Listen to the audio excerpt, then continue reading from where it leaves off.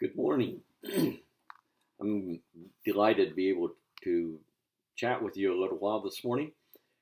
I have just completed reading your discussion board comments as of this moment and want to just comment on them. It's quite interesting to me the battles that we each face in the process of seeking to be effective in our ministry. I've appreciated some of the concepts that you've raised in the deceptive work of Satan to destroy us spiritually and cause our ministry to be ineffective. I've responded on each of your posts, and on some of them have posted very candidly about my own concerns of being spiritually vibrant. That's a passion that I have for myself, but also for you.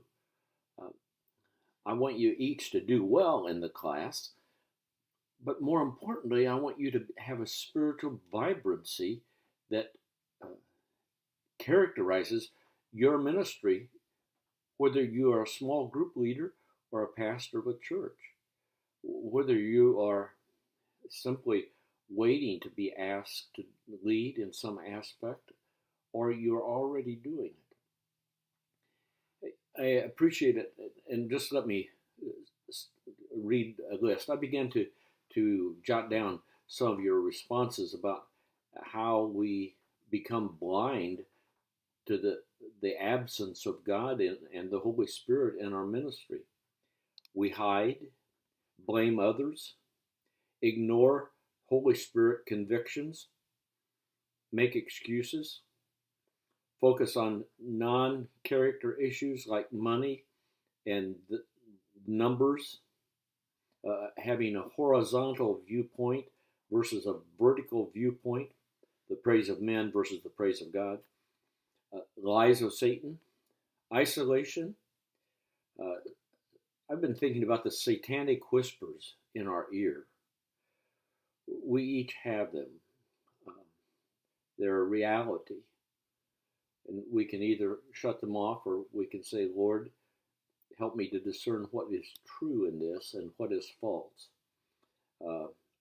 Unchecked desires for more money that can lead to things like gambling, a desire to be vindicated.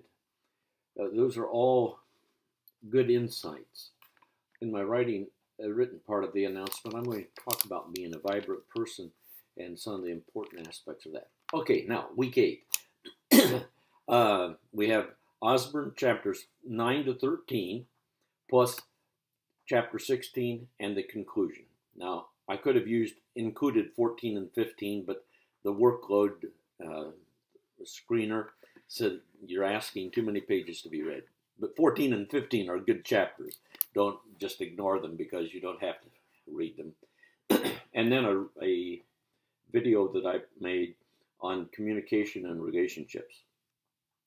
Then our written assignment is 5 pages on key personal lessons you have learned or are in the process of learning about leadership. Be sure you include an introduction, a conclusion, and a works cited page.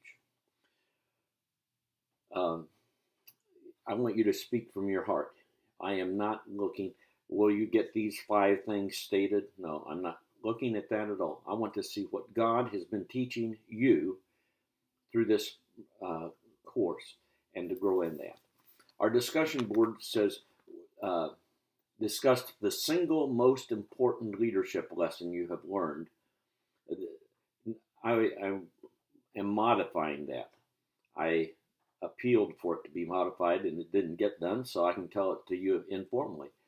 You can write 1 or 2 or 3 important lessons that God has taught you that you are learning in your discussion board. You do not have to isolate it to 1. Okay? So, we're off to a great week, and of course, by the end of the week, we will be done with this course and expect that God will continue to guide each of us in His perfect ways. It's been a real privilege for me to be your teacher for this class. I encourage you to complete the evaluations and that whole process, and then remind you that registrations are open for next semester. And I also want to say thank you for your prayers and concerns as we traveled uh, to Kentucky Tennessee border to be with my wife's sister's family during this time of pausing to remember her life. Thank you, and may God bless you in this week.